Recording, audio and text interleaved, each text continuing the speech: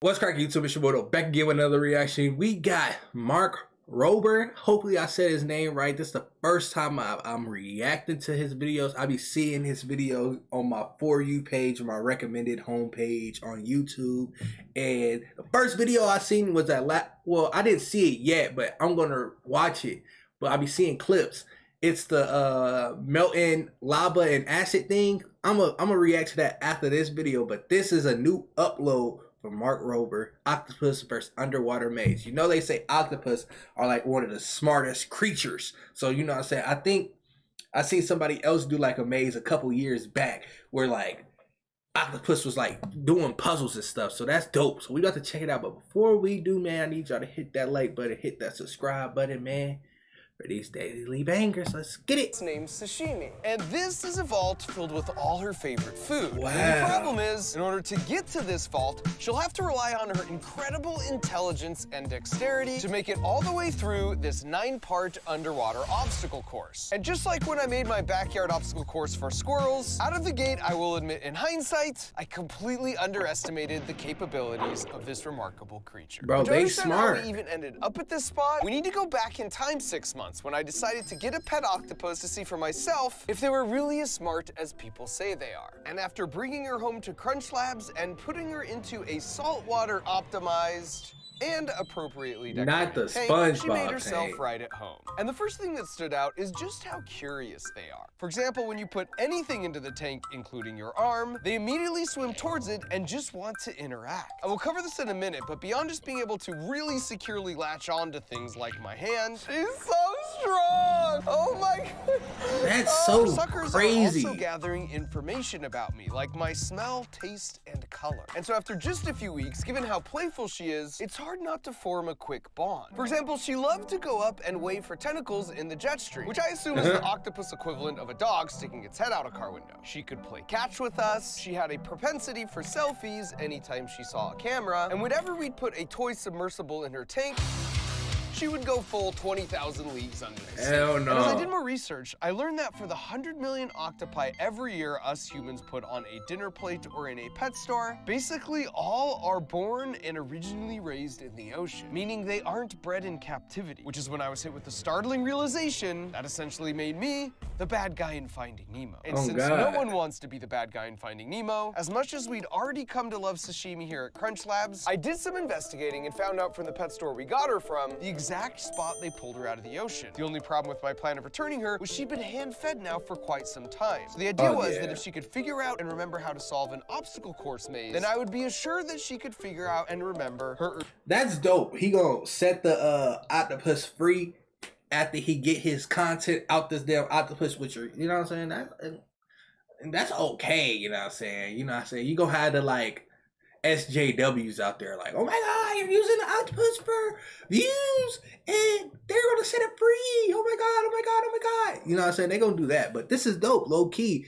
Cause it's like, yeah, if they need to live in the ocean in a natural habitat, let that little motherfucker go to his natural habitat. That's what's up, you know what I'm saying? I think that's dope. Hunting in the ocean, and we could send her back home with confidence. Phase 1 of the plan was to give her some challenges and then observe her behavior to understand what capabilities she actually had. And as it turns out, it's a lot. For starters, their ability to color and shapeshift is unmatched in the animal kingdom. For example, can you spot the octopus hiding in plain sight right here? Can you? Nah, I ain't gonna lie, I can't. The only thing more impressive than that is when you slow it down and play it in reverse to see just how quickly and convincingly these changes occur. And it's that's not real, as a form of protection. They can also mimic the shape of larger, more predatory animals. That's a turtle like looking? Eels. And as sashimi shows here, and you can see here, they've even come up with some pretty creative ways to scoot themselves around. And on top of that, there's stories from octopus researchers where they will recognize and shoot water at only one specific person anytime they walk by the tank. And they'll still recognize that person even if they switch clothes with other people. Or there's other stories where the octopus will repeatedly shoot water jets at the light switch to turn off the lights in the room. It's also not uncommon for them to escape their tanks at night to better map out the room they're being stored in, or to even raid the other tanks for food, only to return to their tank in the morning like nothing ever happened. And after Like a a month or two badass of kid. observation, once we had really come to understand each other, we had all the data we needed to enter phase 2. So after a lot of brainstorming, CAD, 3D printing, and laser cutting, we eventually landed here, starting at the conclusion of the 9-part obstacle course with the Golden Vault. If she can figure out how to unscrew the vault door, well then she's earned the 3 pounds of her favorite food, shrimp, contained therein. And the reason we know it's her favorite food is because over the course of a week, we prepared an underwater seafood buffet with 4 different food options. And all 4 times we repeated the experiment, the aroma from the shrimp was consistently the most irresistible. But in order to earn that succulent reward, she's got her work cut out for her, starting back at the beginning with challenge number 1, the over-under. If she finds a way to get under this barrier through these rocks, well then she's got to find a way to get over this barrier through these floating balls. And if she manages that, then it's through the green circular portal where she'll find herself face to face with this 4-panel revolving door. And if she works out how revolving doors work and makes it through the next green portal, well then Sashimi will basically be met by a wall. And at this point it's game over, unless she correctly deduces that by pushing this block out, she can pass through the corridor and continue her journey upwards to the ball drop. And this is where things level up a notch, because dexterity becomes much more critical. In this case, she has to grab this lever and rotate it in this slot, which will allow it to fall down with the balls trailing behind, clearing up the pathway upwards through the tube. But then once she swims up the tube, she'll be trapped, because the porthole out is blocked by this red gate. That is unless she figures out how to hit the emergency exit button, which will push this glass counterweight ball down off the edge, thereby pulling the gate up and allowing entry into perhaps my favorite obstacle, the fish out of water.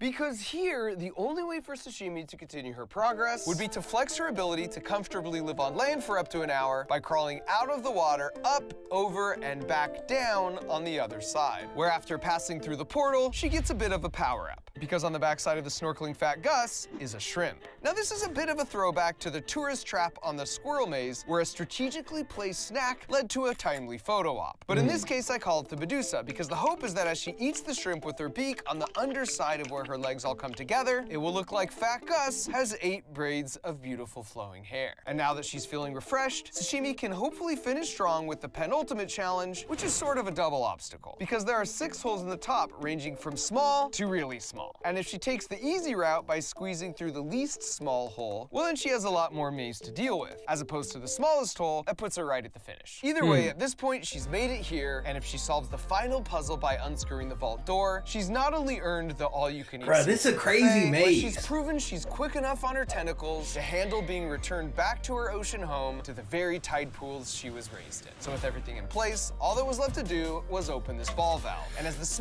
all I'm thinking about is how long do you think it's gonna take this damn octopus to do this maze? I say, since they so smart, I don't know. I want to say 30 minutes, but I feel like that's too long. That's because I'm a human, and I guess we humans just we can obviously get the hits, like. So I want to say 30 minutes, because I know it be rats that do mazes too, that they be doing it quick, so I don't know. Smell of fresh shrimp. Less than 30 minutes. Tank. She made her way down the tube like an 8-legged gladiator to her saltwater coliseum. So while we wait for her to make that 40-second trek, this is the perfect time to 40 mention that seconds. if you want a Christmas morning reaction like this, Oh no. or this, Not the heck, build your kid to some just chill. Orders of the maze for a bit. She made her way inside fairly quickly, but then sort of just chilled. Like she really didn't understand what she was supposed to do next. But since you can only ignore the ambrosial smell of raw fresh shrimp for so long, she eventually got curious and started exploring. And one of the first things we observed is that anytime she's in a new environment, she kind of maps things out by walking around, gathering data with her arms, as opposed to just swimming around freely through the middle. And soon enough, she had things figured out. No. Now, admittedly, this first challenge was a bit of a softball, because having observed Sashimi in her home tank, I knew she was good at digging and burrowing herself in the sand, using the water propulsion from her siphon tube to clear the rocks away. The floating balls were even less of a challenge for her, and after making it through, you really get a sense of how much she sends out her arms as scouts to gather critical information. Especially in the wild, they can reach their arms around and inside crevices, not only to smell and taste, but as we'll cover in a minute, even see and independently think. So obstacle 1 was pretty straightforward, but figuring out how to operate a revolving door would be a much harder test. Wow. Okay, I see how this is gonna be. This was my first real indicator that we were headed for a real animals battle do of wits. this? It was a similar feeling to when the squirrels eventually outsmarted my rope bridge of instability by just jumping over it altogether. And I really should have seen this coming, because as you can see in this video of an octopus escaping from a ship, as long as an opening is bigger than their beak, which is the only actual hard part of their body, then they can eventually squeeze through it. In fact, if we roll that back, you can see sashimi's beak, or mouth, right here. And while this part looks like a big nose, that's actually their main body where all their vital organs reside, like their brain, stomach, gills, kidneys. How are they so smart with a little brain like that? Hearts. Two other cool facts about octopi is their blood is blue because it's copper-based, since that's more efficient in cold, low oxygen environments. And if they lose an arm, they can regrow it completely, and it will look indistinguishable from the original. Next up, they got the never die lag. Once again, she got to this point and was sort of stumped without an obvious path forward. But this is where their natural curiosity pays off, because she's not just feeling surfaces with her arms, but also constantly pulling and pushing to see what she can interact with. And so sort of by default, she figured out this red part of the wall doesn't push back as hard, which cleared the way up to the ball drop. And I knew this one would be tough for her because number one, there's not enough room for her to just squeeze by, and number two, pushing and pulling on walls wasn't gonna solve it either. And after struggling in vain to find out what she was supposed to do for quite some time, eventually she got frustrated and just stopped and sat there, almost like she was processing all the data she just gathered. And this was the moment I knew for sure I was in over my head. Because while basically maintaining eye contact with me as a flex, she reaches up with one arm and then twists the bar, which dislodges the ball, allowing her to clear them out. This is... So, okay. This is like my thought process on this. If an octopus can do all this, what makes you think in the ocean there's nothing smarter than an octopus? You feel me? Like that's my thing, because I know the ocean is like the serious thing on the planet. But if an octopus is like nailing this like that, what you think?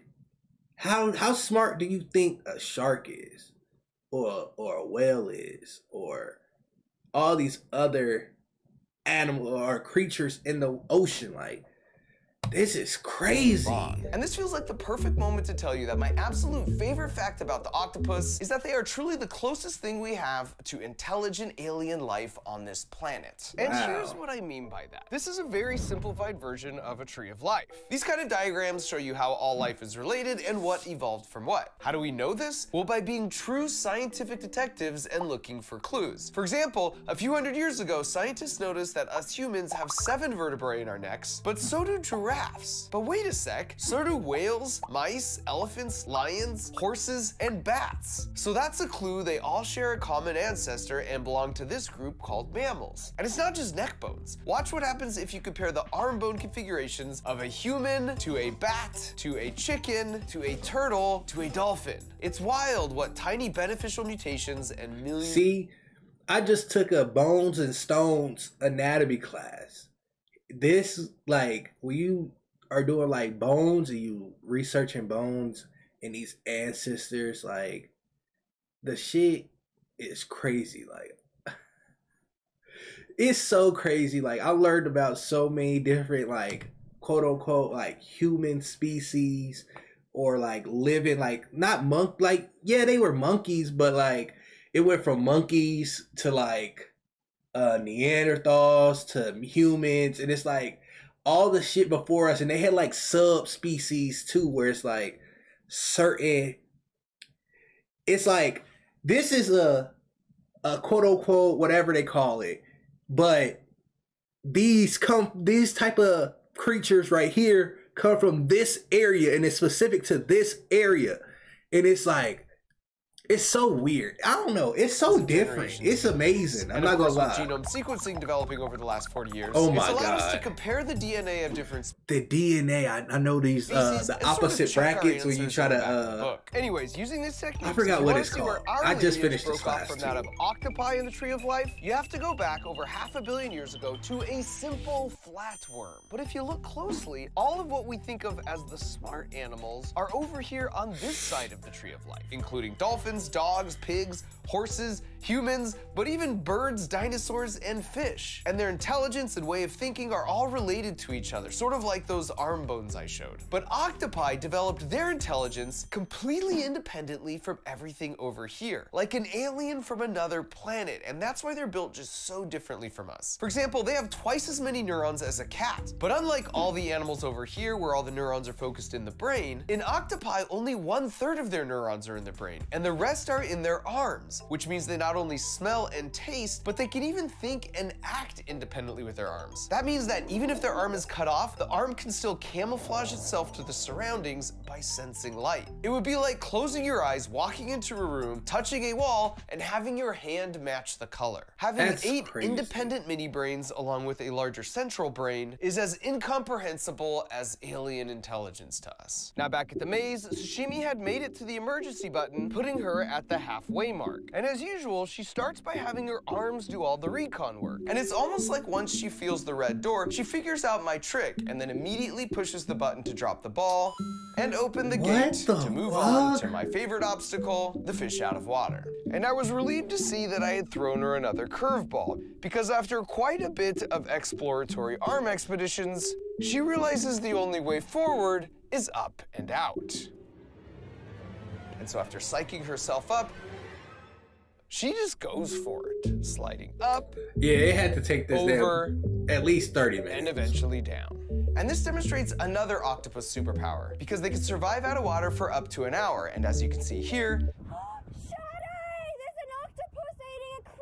it's one of the reasons they're such successful hunters in and around How? And now that we're coming down the final stretch, I figured she deserved a bit of a snack break with the Medusa. How does something so soft and squishy get to eat a fucking crab, like a hard shell crab? That doesn't, like, the octopus don't even got teeth. How is it doing that, bro? And just like I'd hoped, once she saw the shrimp attached to the back, she starts chomping down with her beak. And since that's right at the center of all her legs, we get a couple different hair options for Fat Gus. Starting first with a more free-flowing sandy blonde option, which eventually morphed into more of a dark-haired updo. Now the reason she's able to change her appearance so drastically is because all octopi have 4 tricks up their sleeve. First, their skin is covered in tiny little sacs called chromatophores, filled with either black, red, or yellow pigment. And then they use their muscles to stretch those sacs like a balloon to achieve any combination of those 3 colors. Then they've got a layer below that called iridophores that bounce back specific wavelengths of light, giving those iridescent blues like peacocks or beetles. Then there's even one more layer that reflects back ambient light called lucifores. On top of all that, they can also use a muscular structure called papillae to change the texture of their skin, creating ridges and bumps. And because they can change any of those in as little as 200 milliseconds, which is literally less than the blink of an eye, aliens makes are real, them bro. I'm true sorry. masters of disguise in the animal kingdom. Now she was on to the maze, and you can see she opted for the largest hole, which of course means she had the maximum amount of maze ahead of her. And I love this because it's sort of classic Sashimi at this point, but you can see she's willing to play along for quite a while and make just about every possible wrong turn along the way, but then eventually she's over it and just cuts right to the end. And while that's technically an automatic DQ, I took the high road and let it slide, which brought her to the Golden Vault. After a month or so of training on all the obstacles, she had finally done it. And with the tide on her side, she went straight for the door, ripped it off the foundation, and then immediately basked in the sweet, delicious taste of a hard-earned victory in the largest stockpile of shrimp she'd ever seen. And after letting her gorge for a bit, it was time for me to uphold my end of the deal and give her the Finding Nemo happy ending she deserved by driving her 8 hours down the coast back to the exact beach where she was raised. Having figured out and remembered the solutions to all my dumb puzzles, I was convinced she could certainly figure out and remember what it was like to hunt for her own food in the open ocean. And this was a bittersweet moment because there's one octopus fact I haven't mentioned, and that's that their entire lifespan is only about 1.5 years. And as a final act, after laying her eggs, a female will continually watch over and protect them to the point that she stops eating and dies. Which meant in the exact same coves and tide pools that her mother did for her, soon Sashimi would be extending that ever-changing tree of life by one more generation.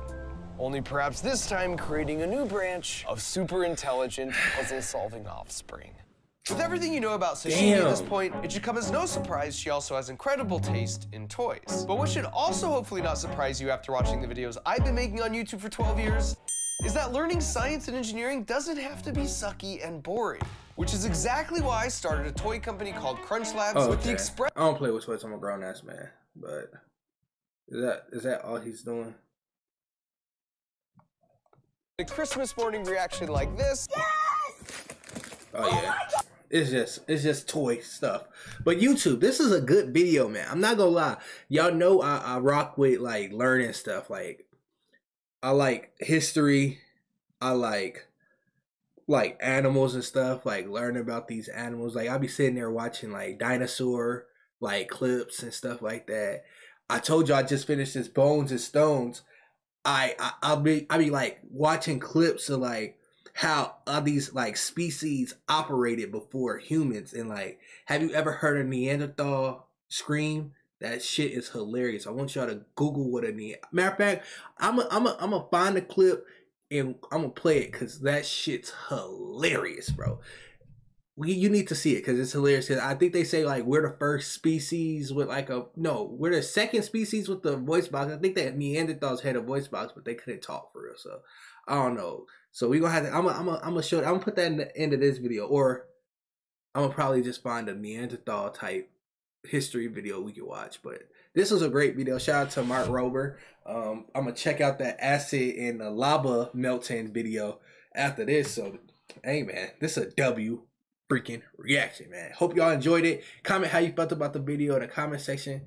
Comment other videos you want to react to next, man. I'm out this piece. Hit that like button, hit that subscribe button, man. I'm gonna catch y'all boys on the flip.